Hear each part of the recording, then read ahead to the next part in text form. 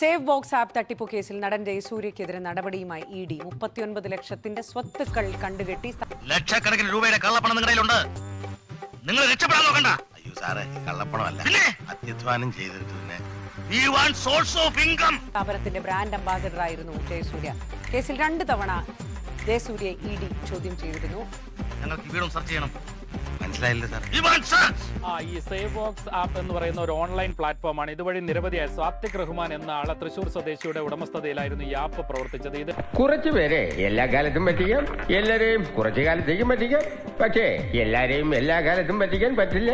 ഈ ആപ്പിലൂടെ പണം നിക്ഷേപിച്ചാൽ വലിയ പണം വാഗ്ദാനം ചെയ്തുകൊണ്ട് ആളുകളിൽ നിന്ന് കോടിക്കണക്കിന് രൂപയുടെ നിക്ഷേപം സ്വീകരിച്ചു. അതുവഴി പലരും ഈ തട്ടിപ്പിനിര അങ്ങനെ വലിയ ലക്ഷക്കണക്കിന് രൂപയുടെ നഷ്ടമുണ്ടായ സംഭവത്തിലാണ്. ഞാൻ എന്നേ പറഞ്ഞില്ലേ ഇതൊക്കെ പറ്റിപ്പാണ്. ഇയാളെ ഇനി നമ്മൾ വിശ്വസിക്കൂല. കാട്ടുകളെ ഈ ആപ്പിന്റെ ബ്രാൻഡ് അംബാസഡറായ ഈ നടൻ ജയസൂര്യ പല ഘട്ടങ്ങളിൽ ഇതിന്റെ യോഗങ്ങളിൽ പങ്കെടുത്തിരുന്നു. അതിന്റെ പ്രൊമോഷൻ വീഡിയോ ഉൾപ്പെടെ പങ്കെടുത്തിരുന്നു. ഷാജിയേട്ടാ, നമ്മൾ എവിടെ പരിപാടി അവതരിപ്പിച്ചാലും ഇതാണല്ലോ അവസ്ഥ.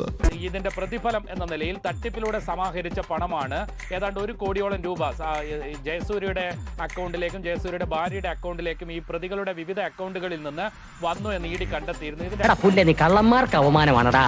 പണിയെടുത്ത് തിന്നണമെന്നൊക്കെ ആഗ്രഹമുണ്ട് സാറേ, പക്ഷെ പറഞ്ഞു പറ്റിച്ച് തിന്നാലേ വായിന്നിറങ്ങുള്ളൂ. ശീലായിപ്പോയി. തൽക്കാലം ഇത്രയും മതി. വരട്ടെ.